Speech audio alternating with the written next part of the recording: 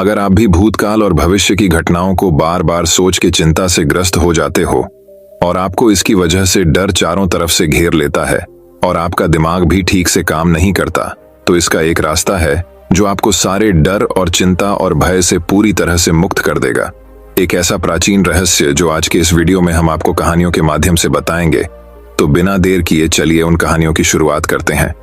पहली कहानी दोस्तों, ये कहानी है एक लड़के की जो गांव में रहता था। वह लड़का अपनी पुरानी यादों को ना भूल पाने की वजह से परेशान था, क्योंकि एक ही बात को बार बार सोचता रहता था। अगर उस लड़के को कोई कुछ कह देता या फिर उसके साथ कुछ थोड़ा सा भी गलत हो जाता तो वह बस उसी एक घटना के बारे में पूरे दिन सोचता रहता था। वही बात उसके दिमाग में हर समय घूमती रहती थी। फिर वह या तो अपने साथ हुई किसी बुरी घटना के लिए अपनी किस्मत को कोसता रहता या फिर अपने मन में उस इंसान से बदला लेने के ख्याली पुलाव बनाता रहता था। अपनी इस ज्यादा सोचने की आदत की वजह से ना तो लोगों के साथ उसके रिश्ते अच्छे थे और ना ही वह किसी काम को अच्छे से कर पाता था। वो इस वजह से हमेशा तनाव में और हमेशा परेशान रहता था। उसकी यह हालत देखकर उसके एक दोस्त ने उसे सलाह दी कि यहाँ पास के गांव में एक बुजुर्ग रहते हैं, तुम उनके पास जाओ। वह तुम्हारी इस दिमागी प्रॉब्लम का कोई ना कोई हल जरूर बता देंगे।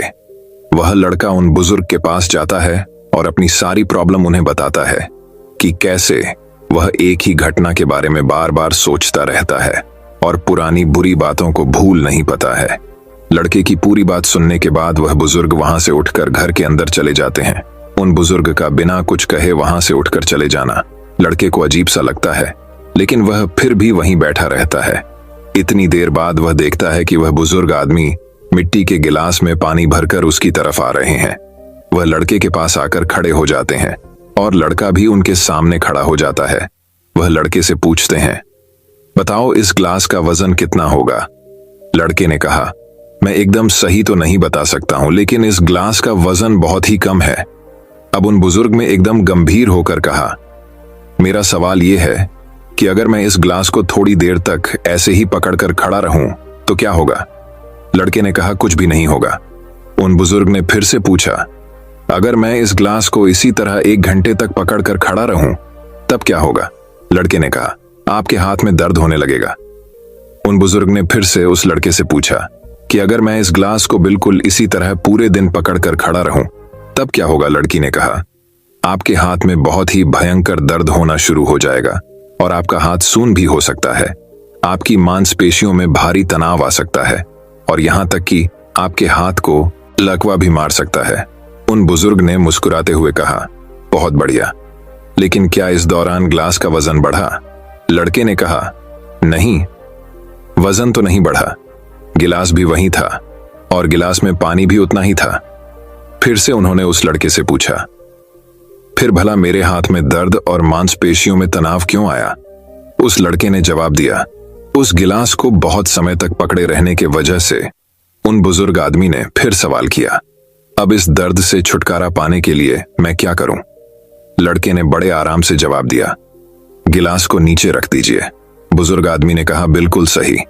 और जिंदगी की परेशानियां भी कुछ इसी तरह होती हैं। इन्हें कुछ देर तक अपने दिमाग में रखोगे तो कोई तकलीफ नहीं होगी, लेकिन अगर इनके बारे में ज्यादा देर तक सोचोगे तो दिमाग में दर्द होना शुरू हो जाएगा। अगर और भी देर तक अपने दिमाग में रखोगे तो यह आपको पागल बना देगी और आप कुछ भी नहीं कर पाएंगे। उन बुजुर्ग ने उस लड़के की तरफ इशारा करके कहा, जिंदगी के पिछले गलतियां और घटनाओं के बारे में सोचना जरूरी है, लेकिन उससे भी ज्यादा जरूरी है उनसे सीख कर आगे बढ़ना। अगर तुम एक ही बात को पकड़कर बैठे रहते हो तो ठीक उसे गिलास की तरह यह भी तुम्हारी जिंदगी में दर्द पैदा कर देगी। अगर तुम आज अपने अतीत को लेकर बैठे रहते हो तो अतीत के बारे में सोचते रहने से अभी का आज तुम्हारे हाथ से निकल जाएगा और फिर तुम फ्यूचर में इसके लिए भी पछताओगे। बेहतर यही है कि पुरानी बातों और घटनाओं से सीख कर उन्हें वहीं भूल जाओ और जिंदगी में आगे बढ़ो। तो दोस्तों चलिए अब हमारी दूसरी कहानी की शुरुआत करते हैं। दूसरी कहानी, खुद पर यकीन। एक समय की बात है, एक आदमी ने 2 बिल्डिंग के बीच में एक रस्सी बांधी और वह दोनों बिल्डिंग बहुत ऊंची थी। रस्सी बांधने के बाद उस आदमी ने उस रस्सी के ऊपर कदम रखा और रस्सी पर चलने लगा। नीचे खड़े सारे लोग उस आदमी को देखने लगे और वहां पर काफी सारी भीड़ जमा हो गई। वह आदमी धीरे धीरे करके उस रस्सी पर चल रहा था और सारे लोग उस आदमी को इस तरह देख रहे थे मानो कब वह नीचे गिर जाए। उस आदमी ने आधा रास्ता पार कर लिया, तभी उसका बैलेंस बिगड़ गया। सारे लोगों को यह लगा कि वह नीचे गिरने वाला है, लेकिन वह संभल गया।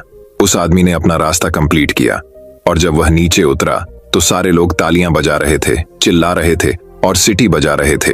वह आदमी फिर से उस बिल्डिंग पर चला और इस बार उसने अपने बेटे को अपने कंधे पर बिठाया और फिर से उस दो बिल्डिंग के बीच में बंधी हुई रस्सी पर चलने लगा। उसके बेटे ने उसको कसकर पकड़ लिया और अब तो सारे लोग बड़े ही हैरानी से उसे देख रहे थे।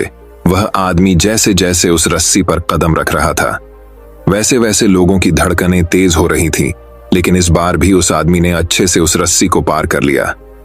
जब वह नीचे आया तो उसने माइक लेकर पब्लिक की तरफ देखकर कहा, क्या आप लोगों को विश्वास है कि मैं यह फिर से कर सकता हूं? पब्लिक ने बड़ी जोश में हाँ कहा। उस आदमी ने फिर से पब्लिक की तरफ देखकर कहा, क्या आपको पूरा यकीन है कि मैं ये कर सकता हूं? और सारी पब्लिक ने फिर से हाँ कहा। उस आदमी ने कहा, तो फिर लाइए, मुझे आपका बच्चा दीजिए। तभी सारी पब्लिक शांत हो गई। उस आदमी ने कहा, जिस तरह मैंने अपने बच्चों को कंधे पर बिठाकर यह रस्सी पर किया, उसी तरह मैं आपके बच्चे को बिठाकर यह रस्सी पार करूंगा। क्या आपको यकीन है? इस बार पब्लिक में से किसी की आवाज नहीं आई, सारी पब्लिक शांत खड़ी थी। तभी उस आदमी ने कहा, अभी तो आपको मुझ पर पूरा विश्वास था, हिमेश रस्सी को पार कर सकता हूं कि मैं इस रस्सी को पार कर सकता हूं, लेकिन अभी किसी को भी मुझ पर विश्वास नहीं है। दोस्तों, इस कहानी से हमें यह सीख मिलती है कि हमें जितना विश्वास दूसरों पर होता है, उतना ही विश्वास हमें खुद पर भी करना चाहिए। हमें उतना ही विश्वास खुद पर रखना चाहिए। आप दुनिया से पीछे इसीलिए है क्योंकि आप दूसरों को देखकर पूरे विश्वास के साथ यह कहते हैं कि वह कर सकता है, लेकिन आप कभी यह नहीं कहते कि मैं क्यों नहीं कर सकता। यही वजह है कि लोग आपसे इतने आगे निकल रहे हैं और आप वहीं खड़े रहकर देख रहे हैं। ऐसे ही आप भी अपने क्लास के टॉपर को आप देखते होंगे और कहते होंगे कि वह टॉप कर सकता है। मैं आपसे पूछना चाहता हूं कि आप क्यों नहीं टॉप कर सकते? अगर आप आज मन लगाकर पढ़ोगे तो कल को आपको नौकरी ढूंढने के लिए कहीं भटकना नहीं पड़ेगा। लेकिन अगर आज आपने मौज मस्ती में और सोशल मीडिया में अपना वक्त गुजार दिया, तो फिर जो आने वाला वक्त है उसमें आपको धक्के खाना पड़ेगा। खुद पर विश्वास रखो और मेहनत करते जाओ, क्योंकि बगैर मेहनत का कोई फल नहीं है। तो दोस्तों, चलिए अब हमारी तीसरी कहानी की शुरुआत करते हैं। तीसरी कहानी, बुरा वक्त। यह है एक राजा के बारे में जिसकी राज्य बहुत छोटी थी और सैनिक भी। चलिए पढ़ते हैं कि वो राजा किस तरह अपने राज्य को बचाता है। एक वक्त की बात है, एक राजा था और उस राजा का राज्य बहुत छोटा था और उस राजा के पास ज्यादा सिपाही भी नहीं थे। उसे हर वक्त यह डर रहता है कि कब किधर से कोई उसके राज्य पर हमला कर दे। एक बार और आज जंगल के रास्ते से अपने महल की तरफ जा रहा था, तभी जंगल में उसे एक बड़े से पेड़ के नीचे एक बुजुर्ग बैठे हुए दिखते हैं जो बहुत ही ज्ञानी थे और सारे गांव वाले उन्हें से हर चीज की राय लेते थे। राजा अपने घोड़े से उतरकर उन बुजुर्ग आदमी के पास जाता है और उनसे कहता है कि आप मुझे कोई ऐसा ताबीज दे दीजिए जो मुझे बुरे वक्त से बचा कर रखे। ये सुनने के बाद उन बुजुर्ग आदमी ने राजा की तरफ मुस्कुराते हुए देखा और कहा कि मैं तुम्हें कोई ऐसा ताबीज या कोई ऐसी चीज नहीं दे सकता हूं जो तुम्हें बुरे वक्त से बचा कर रखे, लेकिन मैं तुम्हें एक ऐसा ताबीज दे सकता हूं कि जब तुम पर कोई मुसीबत या बुरा वक्त आ जाए तो ताबीज को खोलने के बाद वह ताबीज तुम्हें उस मुसीबत से लड़ने में मदद कर सकता है। लेकिन याद रखना, इस ताबीज को तभी खोलना जब तुम पर चारों तरफ से मुसीबत आ चुकी हो, तुम्हारा समय बहुत खराब चल रहा हो और तुम्हारे लिए सारे दरवाजे बंद हो चुके हों। तब तुम उस ताबीज को खोलना, तुम्हें उस मुसीबत से लड़ने की हिम्मत मिल जाएगी। राजा उस ताबीज को लेकर वहां से चला गया। कुछ समय बीतने के बाद उस राजा के राज्य पर कुछ लोगों ने हमला कर दिया और राजा को पता था कि यह उसके साथ एक दिन जरूर होगा।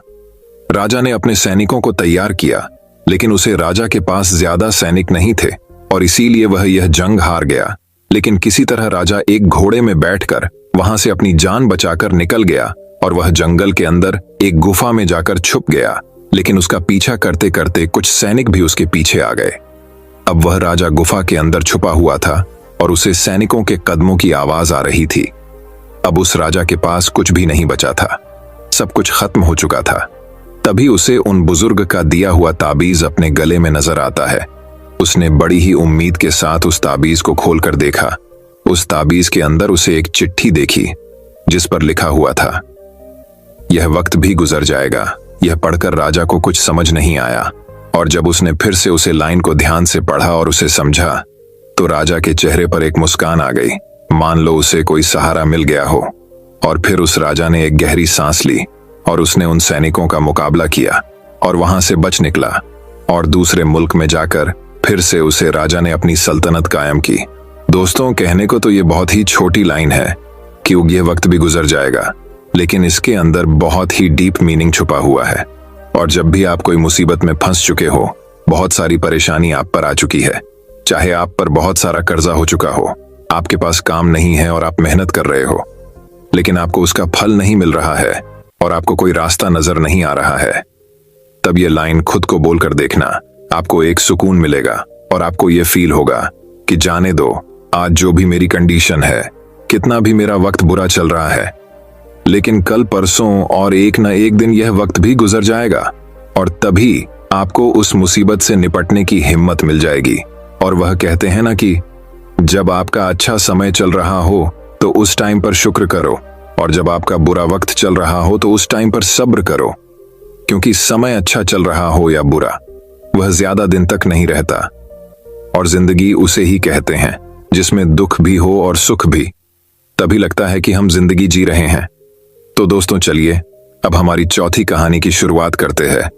चौथी कहानी गौतम बुद्ध रामदास को एक अद्भुत शिक्षा देते हैं। वो ऐसी कौन सी शिक्षा देते हैं जो कि रामदास को अपने जीवन में बहुत काम आती है, ये जानने के लिए सुनिए ये कहानी।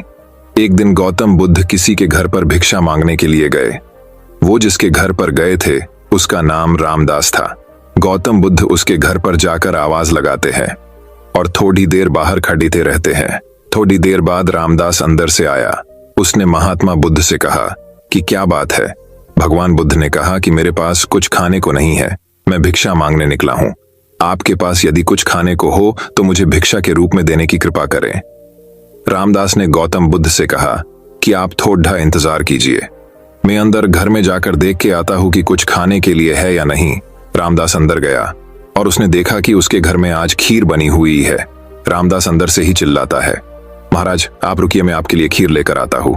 भगवान बुद्ध सोचते हैं कि मैंने इतनी देर तक इंतजार किया है तो थोड़ी देर और रुक जाता हूँ। रामदास अंदर से एक बड़े बर्तन में खीर लेकर आया।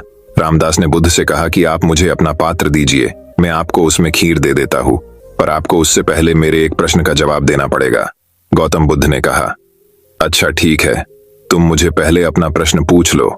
रामदास ने कहा, मुझे ईश्वर प्रेम चाहिए, वो मुझे कैसे मिलेगा। रामदास ने यह भी कहा कि मैं इस सवाल का जवाब जानने के लिए बड़े बड़े संतों के पास गया, मैंने बड़े बड़े ग्रंथ पढ़े, किताबें पढ़ी, लेकिन मेरे अंदर नहीं भागवत प्रेम जागा। अब आप ही मुझे बताइए कि वो मुझे कैसे प्राप्त होगा। गौतम बुद्ध ने कहा, तुमने प्रश्न तो बहुत कठिन पूछा है, लेकिन मैं तुम्हें इसका जवाब दूंगा, लेकिन तुम्हें मुझे पहले जो तुम लाए हो कृपा करके मुझे दो, ताकि मैं उसे खाकर अपनी भूख को मिटा सकूं। फिर मैं आराम से बैठकर तुम्हारे सवाल का जवाब सोचता हूं। रामदास ने कहा, महाराज आप मुझे आपका बर्तन दीजिए, मैं खीर आपके पात्र में दे देता हूं। बुद्ध ने अपनी झोली में से एक पात्र निकाला, लेकिन जब रामदास खीर डालने लगा तो उसने देखा कि वो पात्र तो बड़ा मैला है। उस पात्र में बहुत सारी धूल मिट्टी लगी हुई थी। रामदास जब उस पात्र में खीर डालने लगा तो उसके हाथ रुक गए और उसने कहा कि महाराज ये पात्र तो बहुत गंदा है, मैं इसमें खीर तो डाल दूंगा, लेकिन मेरा डालना बेकार हो जाएगा, क्योंकि आपका ये पात्र गंदा है। आप खीर ले लेंगे किंतु उसे खा नहीं पाएंगे, इसमें इतनी मिट्टी इतनी धूल है कि मेरा इसमें डालना बेकार हो जाएगा। महाराज आप ऐसा कीजिए कि पहले इस पात्र को स्वच्छ कर लीजिए, धोकर ले आइए, फिर मैं आपके पात्र में खीर दे देता हूँ। रामदास की बात सुनकर गौतम बुद्ध ने कहा, कहाँ की रामदास, बस यही तुम्हारे प्रश्न का भी जवाब है। तुमने मुझसे पूछा ना कि मुझे ईश्वर प्रेम कैसे मिलेगा। सुनो, अभी तुम्हारे मन का जो पात्र है वह बड़ा मैला है, बिल्कुल इस पात्र की तरह।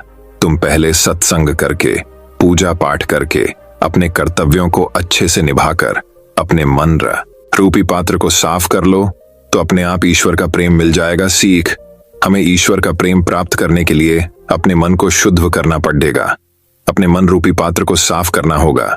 पहले इसकी गंदगी दूर करनी होगी, तभी हमें ईश्वर का प्रेम प्राप्त हो सकता है। तो दोस्तों चलिए अब हमारी 5वीं कहानी की शुरुआत करते हैं।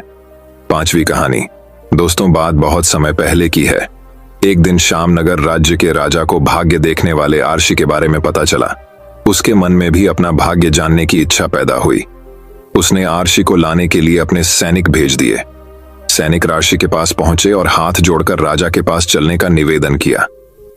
आर्षि ने निवेदन स्वीकार किया और राजा के पास जाने को तैयार हो गया। सैनिक आर्षि को सह सम्मान राजा के पास ले आए। राजा ने भी आर्षि की आवभगत में कोई कसर नहीं छोड़ी। उनका पूरा आदर सत्कार करने के बाद राजा ने उसे अपना भाग्य बताने का निवेदन किया। आर्षि ने राजा के भाग्य रेखा देखी और कहा, आपका जीवन सौभाग्य से परिपूर्ण है। आपके राज्य का विस्तार होगा और आपका जीवन में हर्ष उल्लास बना रहेगा। यह सुनकर राजा बहुत प्रसन्न हुआ। उसने आर्षि को ढेर सारे उपहार दिए। कुछ देर बाद राजा ने आर्षि से पूछा, गुरुवर, क्या मेरे जीवन में कोई दुर्भाग्य भी जुड़ा हुआ है?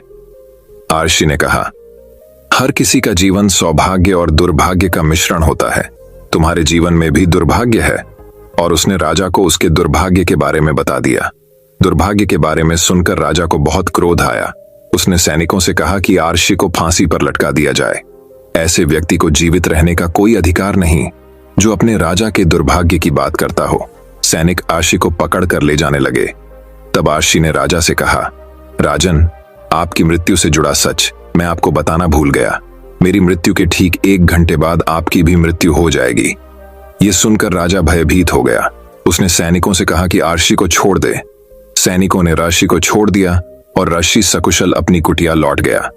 अपनी बुद्धिमत्ता से उसने अपने प्राण बचा लिए। दोस्तों, यह कहानी हमें यह शिक्षा प्रदान करती है कि मुसीबत के समय अपने बुद्धि का प्रयोग करना चाहिए। बुद्धि से हर मुसीबत से निकला जा सकता है। तो दोस्तों चलिए अब हमारी 6ठी कहानी की शुरुआत करते हैं। 6ठी कहानी वही अब 6ठी कहानी कुछ इस प्रकार शुरू होती है। वैशाली नगर राज्य का राजा बड़ा ही गरीब राजा था। पड़ोसी राज्य से युद्ध के बाद उसका राजसी खजाना खाली हो चुका था। धन संपत्ति के नाम पर उसके पास कुछ शेष नहीं था, मगर वह एक नेक दिल राजा था और प्रजा की खुशहाली के लिए कुछ भी करने को तैयार रहता था। प्रजा अपनी समस्याएं लेकर उसके पास आती। वह उन्हें ध्यान से सुनता और अपने सामर्थ्य अनुसार उनका निराकरण करने का प्रयास करता। उसके दयालु और नेक स्वभाव के कारण प्रजा उससे बहुत प्रेम करती थी। लेकिन राजा को हमेशा इस बात का दुख रहता था कि धन की कमी के कारण वह अपनी प्रजा के लिए ज्यादा कुछ नहीं कर पाता। एक दिन उसके राज्य में एक साधु आया। लंबी यात्रा के कारण वह भूख प्यास से बेहाल हो चुका था और रास्ते के किनारे निढाल होकर बैठा हुआ था।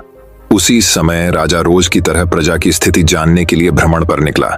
उसकी दृष्टि उस साधु पर पड़ी। वह उसके पास गया और उसका हाल पूछा।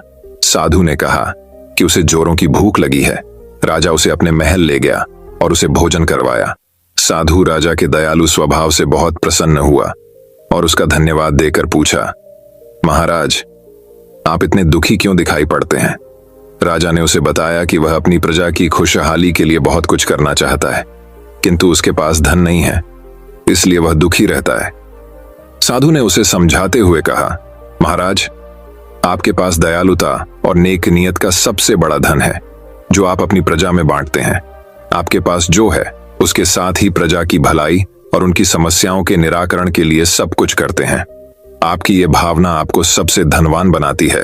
इसलिए आपकी प्रजा कमियों के बाद भी आपके राज में सदा प्रसन्न और खुशहाल रहती है। साधु के इन शब्दों का राजा पर गहरा असर हुआ। उसने तय किया कि वह जिस हाल में है उसी में खुश रहेगा और उसी हाल में रहकर अपनी प्रजा के साथ खुश रहेगा। वह समझ गया था कि जीवन में सबसे बड़ा धन आंतरिक खुशी है। दोस्तों, यह कहानी हमें यह शिक्षा प्रदान करती है कि धन की अधिकता न होने पर भी हम अपनी ईमानदारी, नेकी और दयालुता से अपने जीवन को खुशहाल बना सकते हैं। वही अब एक और कहानी कुछ इस प्रकार शुरू होती है। बहुत समय पहले की बात है। एक राज्य में एक राजा का राज था। वह अक्सर सोचा करता था कि मैं राजा क्यों बना। एक दिन इस प्रश्न का उत्तर प्राप्त करने उसने अपने राज्य के बड़े बड़े ज्योतिषियों को आमंत्रित किया। ज्योतिषियों के दरबार में उपस्थित होने पर राजा ने यह प्रश्न उनके सामने रखा, जिस समय मेरा जन्म हुआ ठीक उसी समय कई अन्य लोगों का भी जन्म हुआ होगा। उन सब में मैं ही राजा क्यों बना? इस प्रश्न का उत्तर दरबार में उपस्थित कोई भी ज्योतिषी नहीं दे सका, लेकिन एक बूढ़े ज्योतिषी ने राजा को सुझाया कि राज्य के बाहर स्थित वन में रहने वाले एक महात्मा कदाचित उसके प्रश्न का उत्तर दे सकें। राजा तुरंत उस महात्मा से मिलने वन की ओर निकल पड़ा। जब वह महात्मा के पास पहुंचा तो देखा कि वो अंगारे खा रहे हैं। राजा घोर आश्चर्य में पड़ गया, किंतु उस समय राजा की प्राथमिकता अपने प्रश्न का उत्तर प्राप्त करना था, इसलिए उसने इधर उधर की कोई बात किए बिना अपना प्रश्न महात्मा के सामने रख दिया। प्रश्न सुन महात्मा ने कहा, राजन, इस समय मैं भूख से बेहाल हूं। मैं तुम्हारे प्रश्न का उत्तर नहीं दे सकता। कुछ दूरी पर एक पहाड़ी है, उसके ऊपर एक और महात्मा तुम्हें मिलेंगे। वे तुम्हारे प्रश्न का उत्तर दे देंगे, तुम उनसे जाकर मिलो। राजा बिना समय व्यर्थ किए पहाड़ी पर पहुंचा। वहां भी उसके आश्चर्य की सीमा नहीं रही जब उसने देखा कि वहां वह महात्मा चिमटे से नोच नोच कर अपना ही मांस खा रहे हैं। राजा ने उनके समक्ष वह प्रश्न दोहराया। प्रश्न सुनकर महात्मा बोले, राजन, मैं तुम्हारे प्रश्न का उत्तर नहीं दे सकता। मैं भूख से तड़प रहा हूं। इस पहाड़ी ने नीचे एक गांव है, वहां 5 वर्ष का एक बालक रहता है। वह कुछ ही देर में मरने वाला है। तुम उसकी मृत्यु पूर्व उससे अपने प्रश्न का उत्तर प्राप्त कर लो। राजा गांव में जाकर उस बालक से मिला। वह बालक मरने की कगार पर था। राजा का प्रश्न सुन वह हंसने लगा। एक मरते हुए बालक को हंसता देख राजा चकित रह गया, किंतु वह शांति से अपने पूछे गए प्रश्न के उत्तर की प्रतीक्षा करने लगा। बालक बोला, राजन, पिछले जन्म में मैं, तुम और वो 2 महात्मा जिनसे तुम पहले मिल चुके हो, वो भाई थे। एक दिन हम सभी भाई भोजन कर रहे थे कि एक साधु हमारे पास आकर भोजन मांगने लगा। सबसे बड़े भाई ने उससे कहा कि तुम्हें भोजन दे दूंगा, तो क्या मैं अंगारे खाऊंगा, और आज वह अंगारे खा रहा है। दूसरे भाई ने कहा कि तुम्हें भोजन दे दूंगा, तो क्या मैं अपना मांस नोचकर खाऊंगा, और आज वह अपना ही मांस नोचकर खा रहा है। साधु ने जब मुझसे भोजन मांगा तो मैंने कहा कि तुम्हें भोजन देकर क्या मैं भूखा मरूंगा, और आज मैं मरने की कगार पर हूं, किंतु तुमने दया दिखाते हुए उस साधु को अपना भोजन दे दिया। उस पुण्य का ही प्रताप है कि इस जन्म में तुम राजा बने। इतना कहकर बालक मृत्यु को प्राप्त हो गया। राजा को अपने प्रश्न का उत्तर मिल चुका था। वह अपने राज्य की ओर चल पड़ा। दोस्तों, यह कहानी हमें यह शिक्षा प्रदान करती है कि अच्छे कर्म का अच्छा फल मिलता है। इसलिए सदा कर्म करो और जहां तक संभव हो दूसरों की सहायता करो। तो दोस्तों, चलिए अब हमारी 7वीं कहानी की शुरुआत करते हैं। 7वीं कहानी प्राचीन समय की बात है। एक राज्य में एक राजा राज करता था। उसका राज्य खुशहाल था। धन धान्य की कोई कमी नहीं थी। राजा और प्रजा खुशी खुशी अपना जीवन यापन कर रहे थे। एक वर्ष उस राज्य में भयंकर अकाल पड़ी था। पानी की कमी से फसलें सूख गईं। ऐसी स्थिति में किसान राजा को लगान नहीं दे पाए। लगान प्राप्त न होने के कारण राजस्व में कमी आ गई और राजकोष खाली होने लगा। यह देख राजा चिंता में पड़ी डीएच गया। हर समय वह सोचता रहता कि राज्य का खर्च कैसे चलेगा। अकाल का समय निकल गया। स्थिति सामान्य हो गई, किंतु राजा के मन में चिंता घर कर गई। हर समय उसके दिमाग में यही रहता कि राज्य में पुनः अकाल पड़ गया तो क्या होगा। इसके अतिरिक्त भी अन्य चिंताएं उसे घेरने लगी। पड्डहोसी राज्य का भय, मंत्रियों का षड्यंत्र जैसी कई चिंताओं ने उसकी भूख प्यास और रातों की नींद छीन ली। वह अपनी इस हालत से परेशान था, किंतु जब भी वह राजमहल के माली को देखता तो आश्चर्य में पड्डी ऐछ जाता। दिन भर मेहनत करने के बाद वह रूखी सूखी रोटी भी छक्कर खाता और पेड्डा के नीचे मजे से सोता। कई बार राजा को उससे जलन होने लगती। एक दिन उसके राज दरबार में एक सिद्ध साधु पधारे। राजा ने अपनी समस्या साधु को बताई और उसे दूर करने सुझाव मांगा। साधु राजा की समस्या अच्छी तरह समझ गए थे। वे बोले, राजन, तुम्हारी चिंता की जड़ राजपाट है। अपना राजपाट पुत्र को देकर चिंता मुक्त हो जाओ। इस पर राजा बोला, गुरुवर, मेरा पुत्र मात्र 5 वर्ष का है। वह अबोध बालक राजपाट कैसे संभालेगा? तो फिर ऐसा करो कि अपनी चिंता का भार तुम मुझे सौंप दो। साधु बोले। राजा तैयार हो गया और उसने अपना राजपाट साधु को सौंप दिया। इसके बाद साधु ने पूछा, अब तुम क्या करोगे? राजा बोला, सोचता हूं कि अब कोई व्यवसाय कर लूं, लेकिन उसके लिए धन की व्यवस्था कैसे करोगे? अब तो राजपाट मेरा है, राजकोष के धन पर भी मेरा अधिकार है, तो मैं कोई नौकरी कर लूंगा। राजा ने उत्तर दिया, ये ठीक है, लेकिन यदि तुम्हें नौकरी ही करनी है तो कहीं और जाने की आवश्यकता नहीं। यही नौकरी कर लो। मैं तो साधु हूं, मैं अपनी कुटिया में ही रहूंगा, राजमहल में ही रहकर मेरी ओर से तुम ये राजपाट संभालना। राजा ने साधु की बात मान ली और साधु की नौकरी करते हुए राजपाट संभालने लगा। साधु अपनी कुटिया में चले गए। कुछ दिन बाद साधु पुनः राजमहल आए और राजा से भेंट कर पूछा, कहो राजन, अब तुम्हें भूख लगती है या नहीं, और तुम्हारी नींद का क्या हाल है गुरुवर? अब तो मैं खूब खाता हूं और गहरी नींद सोता हूं। पहले भी मैं राजपाट का कार्य करता था, अब भी करता हूं।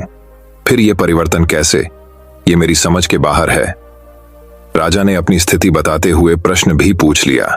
साधु मुस्कुराते हुए बोले, राजन, पहले तुमने काम को बोझ बना लिया था और उस बोझ को हर समय अपने मानस पटल पर ढोया करते थे, किंतु राजपाट मुझे सौंपने के उपरांत तुम समस्त कार्य अपना कर्तव्य समझकर करते हो, इसलिए चिंता मुक्त हो। सीख, जीवन में जो भी कार्य करें अपना कर्तव्य समझकर करें, न कि बोझ समझकर। यही चिंता से दूर रहने का तरीका है। तो दोस्तों चलिए अब हमारी 8वीं कहानी की शुरुआत करते हैं। 8वीं कहानी, एक राजा और गूंगे फकीर में गहरी मित्रता थी। राजा फकीर से अपने दिल की हर बात कहता और फकीर मुस्कुराते हुए सुनता। राजा को उसका साथ इतना भाने लगा कि उसने उसकी रहने की व्यवस्था अपने महल में करवा दी थी। फकीर राजा के साथ महल में रहने लगा। समय गुजरता गया और राजा का उसके प्रति प्रेम बढ़ता गया। एक दिन राजा अपने काफिले के साथ राज्य भ्रमण पर निकला। फकीर भी उसके साथ था। शाम को वे राज्य के अंतिम छोर तक के गांवों की स्थिति जानकर वापस लौट रहे थे। रास्ते में घना जंगल पड़ा। राजा का काफिला रास्ता भटक गया। राजा ने अपने सारे सैनिकों को रास्ता ढूंढने के लिए चारों दिशाओं में भेज दिया और खुद फकीर के साथ एक पेड़ के नीचे सुस्ताने लगा। उसी पेड़ पर एक फल लगा हुआ था। राजा और फकीर दोनों भूखे थे। राजा ने पेड़ पर चढ़कर फल तोड़ लिया और उसके 6 टुकड़े कर दिए, 3 अपने लिए, 3 फकीर के लिए। अपनी आदत के अनुसार उसने पहला टुकड़ा फकीर को दिया। फकीर फल खाकर मुस्कुराया और अपना हाथ आगे बढ़ा दिया। राजा ने दूसरा टुकड़ा भी फकीर को दिया। फकीर फल खाकर मुस्कुराया और फिर से अपना हाथ आगे कर दिया। राजा ने उसे तीसरा टुकड़ा भी दे दिया। एक एक करके फकीर 5 टुकड़े खा गया और 6वें के लिए भी हाथ आगे बढ़ा दिया। ये देख राजा को बड़ा क्रोध आया। बोला, ये मेरा तुम्हारे प्रति प्रेम है कि मैं तुम्हें अपने महल में अपने साथ रखता हूं, हर सुख सुविधा तुम्हें मुहैया करवाता हूं, पर आज मुझे पता चल गया कि तुम्हारे दिल में मेरे लिए जरा भी प्रेम नहीं है। भूखा मैं भी हूं, किंतु तुम इतने स्वार्थी हो कि सारा फल खुद खा जाना चाहते हो। तुम्हारी असलियत में जान गया। आज से हमारी दोस्ती खत्म। अभी इसी वक्त मेरी नजरों से दूर चले जाओ। फकीर चला गया। फकीर के जाने के बाद राजा फल का आखिरी टुकड़ा खाने लगा, लेकिन फल को चबाते ही उसने फल थूक दिया। फल इतना कड़वा था कि उसे खाया ही नहीं जा सकता था। राजा को समझ आ गया कि फकीर क्यों सारे टुकड़े मांगकर खा जाना चाहता था, और यह भी कि उसका प्रेम कितना गहरा था। राजा की दी हर चीज वह खुशी खुशी स्वीकार करता था और सदा मुस्कुराते रहता था। इसलिए जब राजा ने उसे फल दिया तो वह भी स्वीकार किया और कड़वा होने के बावजूद मुस्कुराते हुए खा गया। वह सारे टुकड़े इसलिए मांगकर खा जाना चाहता था ताकि राजा को इस बात का पता न चल सके कि वह साधु को कड़वा फल खिला रहा है। जब राजा के दिए मीठे फल उसने खुशी खुशी खाए थे तो कड़वा क्यों न खाता। ये बात समझ में आने पर राजा पछताने लगा, मगर अब देर हो चुकी थी। अपने संदेह के कारण वह अपना परम मित्र को छुका था। सीख दोस्तों, सच्चा दोस्त कभी आपका बुरा नहीं चाहेगा, वह आपको रोकेगा भी। तो आपके भले के लिए सच्ची दोस्ती हमेशा सहेज कर दोस्ती के फल में संदेह का कीड़ा लग जाए तो उसे खराब होते देर नहीं लगती। इसलिए जब भी दोस्ती करें भरोसे की नींव पर करें। तो दोस्तों चलिए अब हमारी 9वीं कहानी की शुरुआत करते हैं।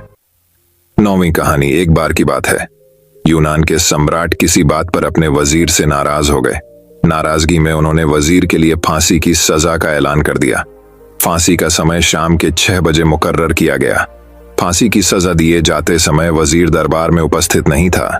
सम्राट ने सैनिकों को आदेश दिया, जाओ जाकर वजीर को बता दो कि शाम को ठीक बजे उसे फांसी पर लटका दिया जाएगा। सम्राट का आदेश मान सैनिक की एक टकदर वजीर के घर पहुंची। उसके घर को चारों ओर से घेर लिया गया। कुछ सैनिक घर के अंदर गए। अंदर जाने पर उन्होंने देखा कि वहां तो जश्न का माहौल है। उस दिन वजीर का जन्मदिन था। उसके घर पर रिश्तेदारों और दोस्तों की चहल पहल थी। संगीत बज रहा है, नाच गाना चल रहा था। पूरे घर में पकवान की खुशबू फैल रही थी। कुल मिलाकर वहां का माहौल बद्दा खुशनुमा था। सैनिकों ने भरी महफिल में ऐलान कर वजीर को फांसी की सजा के बारे में बताया। यह भी बताया कि फांसी शाम 6 बजे दी जाएगी। यह ऐलान सुनकर वहां मौजूद हर शख्स हैरान रह गया। फौरन संगीत और नाच गाना बंद कर दिया गया। रिश्तेदार, दोस्त और परिवारजन उदास हो गए। तभी कमरे में छाई खामोशी में वजीर की आवाज गूंजी, ऊपर वाले का लाख लाख शुक्रिया कि उसने फांसी के लिए शाम 6 बजे तक का वक्त दे दिया। तब तक हम सब जश्न मना सकते हैं। वजीर की बात सुनकर दोस्तों, रिश्तेदारों और परिवारजनों ने कहा, कैसी बात कर रहे हो? फांसी की सजा सुनाई गई है तुम्हें और तुम जश्न मनाना चाहते हो। वजीर ने किसी तरह सबको समझाया और जश्न फिर से शुरू करवाया। दोस्त उदास थे, लेकिन वजीर की खुशी के लिए जश्न में शामिल हो गए। यह खबर सैनिकों द्वारा सम्राट तक पहुंचाई गई। सम्राट पूरा माजरा जानने वजीर के घर पहुंच गया। वहां पहुंचकर जब उसने सबको जश्न मानते हुए देखा तो वह भी दंग रह गया। उसने वजीर से कहा, तुम पागल हो गए हो क्या? शाम 6 बजे तुम्हें फांसी पर लटका दिया जाएगा और तुम जश्न मना रहे हो। वजीर बद्दे ही अदब से बोला, हुजूर, आपका बहुत बहुत शुक्रिया कि आपने फांसी का वक्त शाम 6 बजे मुकर्रर किया। इस तरह मुझे शाम 6 बजे तक का वक्त मिल सका। यदि आप मुझे ये वक्त न देते तो मैं अपने परिवार, दोस्तों और रिश्तेदारों के साथ जश्न कैसे मना पाता। फांसी पर लटकने के पहले मेरे पास शाम तक का वक्त है। ये मैं क्यों जाया करूं? मेरे पास जितना भी वक्त है उसे मैं खुशी खुशी गुजारना चाहता हूं। ये बात सुनकर राजा ने वजीर को गले लगा लिया और कहा, जिस इंसान को वक्त की कदर है, जो जिंदगी का हर लम्हा खुशी खुशी गुजारना चाहता है, उसे मौत कैसे दी जा सकती है? उसे जीने का पूरा हक है। तुम्हारी बातों ने हमारा दिल खुश कर दिया। तुम्हारी फांसी की सजा माफ की जाती है। सीख, जिंदगी खूबसूरत है, इसका हर लम्हा खुशी के साथ गुजारें। ये जरूर है कि जिंदगी में कई बार मुश्किलों भरा वक्त सामने आ खड़ा होता है और हम परेशान हो जाते हैं। ऐसे में हम जिंदगी जीना ही छोड़ देते हैं। मुश्किलों से हारे नहीं, उसका सामना करें और खुशी के साथ करें। जो भी समय आपके पास है उसका पूरा सदुपयोग करें। ये जिंदगी बार बार नहीं मिलने वाली, इसे खुलकर जिएं। दोस्तों, मैं उम्मीद करता हूं कि यह कहानी सुनने से आपके जीवन में अच्छे बदलाव आए होंगे। आपको इस वीडियो से क्या सीखने मिला, ये कमेंट करके जरूर बताएं और अपने परिवार, दोस्तों या आपके करीबी इंसान के साथ ये कहानी शेयर करके उन्हें भी इस ज्ञान से परिचित करवाएं। बाकी अगर आपको ये वीडियो दिल से अच्छी लगी हो तभी इस वीडियो को लाइक कर देना, और आपने अब तक इस चैनल को सब्सक्राइब न किया हो तो चैनल को सब्सक्राइब भी जरूर कर देना। आपका हर दिन शुभ हो और खुशियों से आपका जीवन भरा रहे। धन्यवाद। नमो बुद्धाय।